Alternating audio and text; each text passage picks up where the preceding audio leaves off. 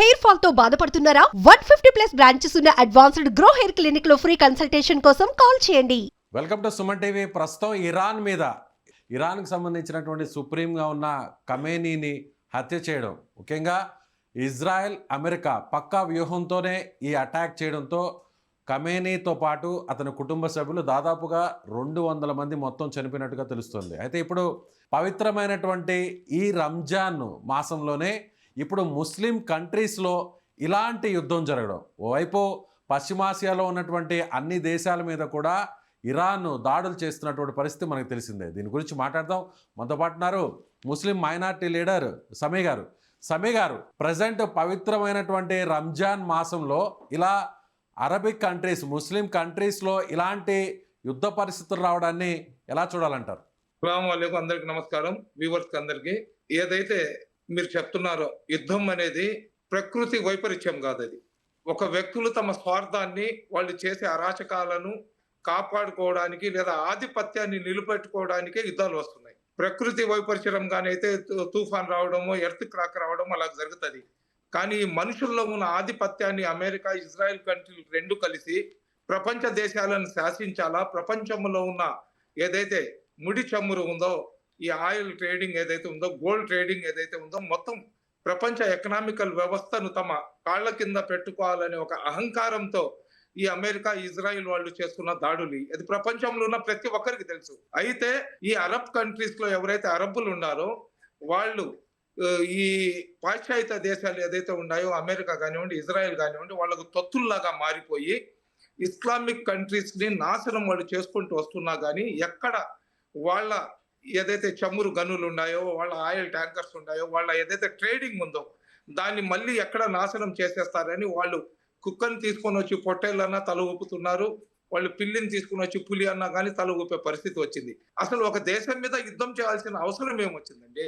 ఇప్పుడు అమెరికా వాళ్ళు అమెరికా ఎక్కడో ఉంది, ఇక్కడికి వచ్చి ఇంతకు ముందు ఇరాక్ ను సర్వనాశనం చేశారు.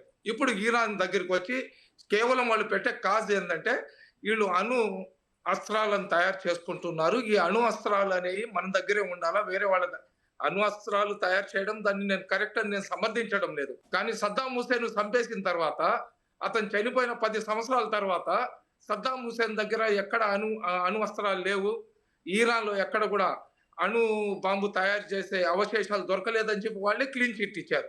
ఇప్పుడు కేవలం ఏంటంటే వాళ్ళను వ్యతిరేకించే వాళ్ళు, రంజాన్ నెల అనేది ఒక పవిత్రమైన నెల. రంజాన్ నెలలో ప్రతి ఒక్కరు కూడా అల్లా దగ్గర ఈ మనం చేసిన తప్పులను క్షమించమని చెప్పి కోరుకుంటూ నమాజులు చదువుకుంటూ జీవించే పరిస్థితి. ఇప్పుడు యుద్ధం అనేది వీళ్ళు ఏం చేస్తున్నారు, తీసుకుని వచ్చి ఇరాన్ మీద వేస్తున్నారు. ఇరాన్ వాడు ఏం చేస్తున్నాడు అంటే ఇక్కడ ఉన్న మన చుట్టుపక్కల ఉన్న ఇస్లామిక్ కంట్రీస్ల పైన వేసేస్తున్నాడు. ఇప్పుడు దుబాయ్కి మక్కా మదీనా ఉండేది ఎక్కడ? సౌదీలో, సరేనా? ఈ అరబ్ కంట్రీలో ఈ రంజాన్ నెలలో ఉమ్రాక్ అని చెప్పి కొన్ని లక్షల మంది అక్కడికి వెళ్తారు. ప్రపంచంలో ఉన్న ఇస్లామిక్ కంట్రీస్ కి సంబంధించిన వ్యక్తులు. అదే విధంగా కూడా ప్రజెంట్ సౌదీ అరేబియాలో చిక్కుకుపోయి ఉన్నారు. చాలా మంది కూడా అక్కడి నుంచి ఫ్లైట్స్ రాకపోవడంతో రాలేని పరిస్థితులు, అక్కడ ఏం జరుగుతుందో కూడా టెన్షన్ పడేటువంటి పరిస్థితులు అక్కడ ఉన్నాయి.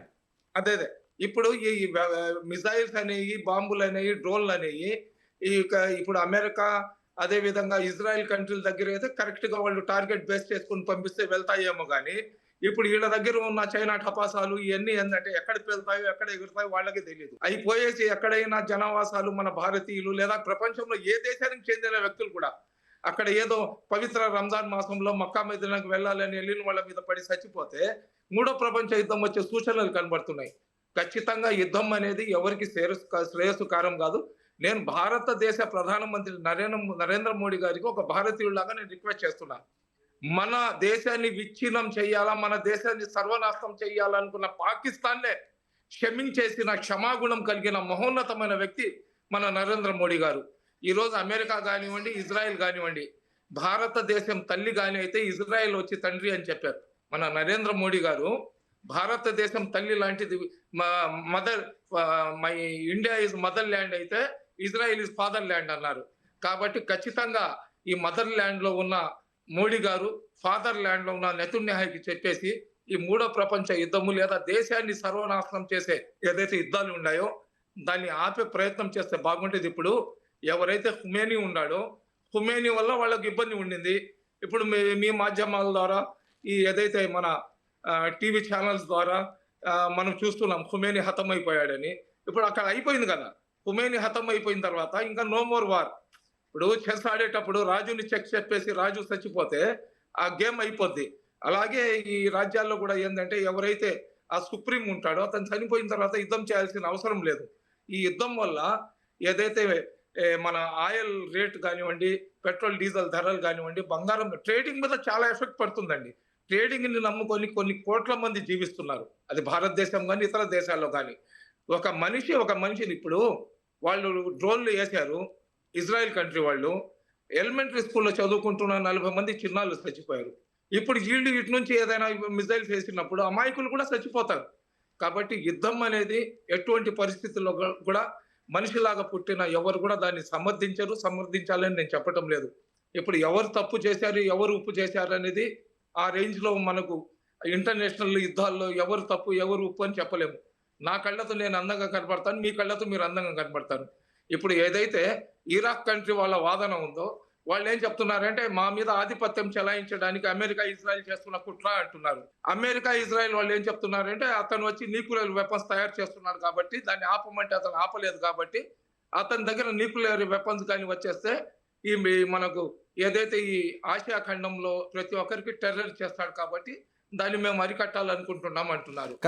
కానీ సమీ గారు, ఖమేనీ హత్య తర్వాత, ఖమేనీని అంతమొందించిన తర్వాత చాలా దేశాల్లో, ముఖ్యంగా ఇరాన్తో పాటు అనేక దేశాల్లో, ముఖ్యంగా ఇండియాలో కూడా జమ్మూ కాశ్మీర్లో కూడా కొన్ని నిరసనలు కూడా తెలపడం జరిగింది. అలాగే పాకిస్తాన్లోని కరాచీలో యుఎస్ కాన్సులేట్ మీద అటాక్ చేయడం జరిగింది. దాదాపుగా 10 మంది పైగా ఆ కాల్పుల్లో కూడా పాకిస్తానీలు చనిపోవడం జరిగింది. అంటే ఖమేనీని ఎందుకు అందరూ ఆ స్థాయిలో అందరూ ఖమేనీకి సంబంధించినటువంటి నాయకత్వాన్ని అందరూ కూడా స్వాగతించే పరిస్థితి ఉందంటారు?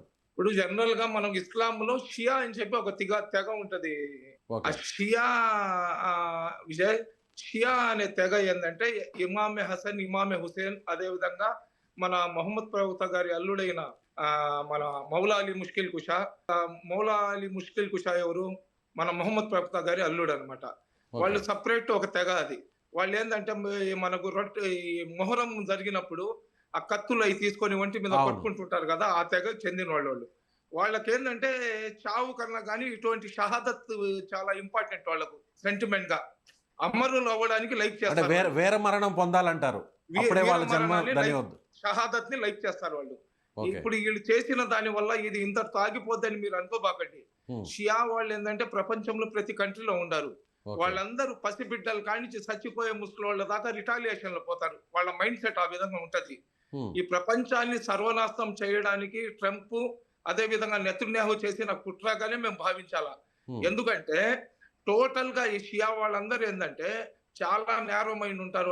వాళ్ళు చావుకైతే భయపడరు.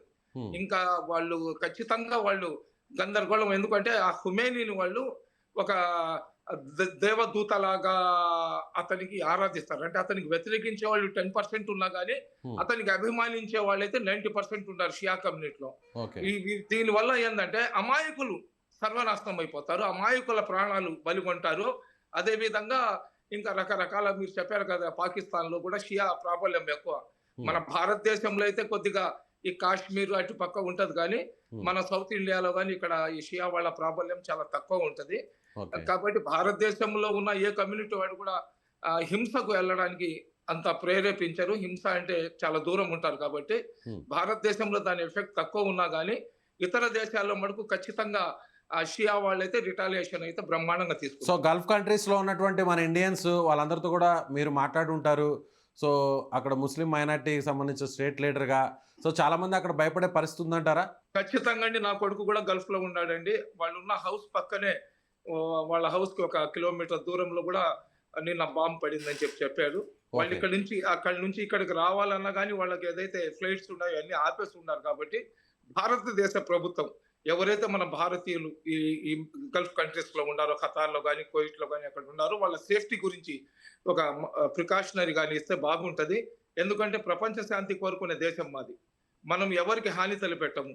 మన దేశం శత్రువుని కూడా ప్రేమించే మనస్తత్వం మన భారతదేశం అనేది మన భారతదేశ ప్రభుత్వం. కాబట్టి మన ప్రభుత్వం తరఫున ఎవరైతే భారతీయులు బయట ఉన్నారో వాళ్ళకు ఎటువంటి ఇబ్బంది కలగకుండా అన్ని దేశాలకు ప్రధానమంత్రి లెవెల్లో ఒక స్టేట్మెంట్ కానీ ఇస్తే బాగుంటుందని నా భావన. రైట్ అండి, థ్యాంక్ యూ సమీ గారు. సో ఇది ముస్లిం మైనార్టీ లీడర్గా ఉన్నటువంటి సమీ మాట్లాడుతున్నట్టుగా ఖచ్చితంగా సో ప్రపంచ దేశాలన్నీ కూడా ఈ యుద్ధాన్ని ఖండించాలి. వెంటనే అటు ట్రంప్ నెతన్యాహుతో మాట్లాడి వెంటనే ఈ యుద్ధాన్ని ఆపే విధంగా కూడా చర్యలు తీసుకోవాలి. ముఖ్యంగా నరేంద్ర మోదీ ఈ విషయంలో జోక్యం చేసుకొని ఒత్తిడి తీసుకొచ్చి వెంటనే ఇరాన్ మీద జరుగుతున్నటువంటి దాడిని ఆపే విధంగా ప్రయత్నం చేయాలని ఆయన కోరుతున్నారు. మీరేమనుకుంటున్నారు? సో భారతదేశం ఈ విషయంలో జోక్యం చేసుకోవాల్సినటువంటి అవసరం ఉందా? సో ఖమేనీ హత్య తర్వాత వస్తున్నటువంటి నిరసన జ్వాలల మీద మీ అభిప్రాయం ఏంటి? కామెంట్ చేయండి.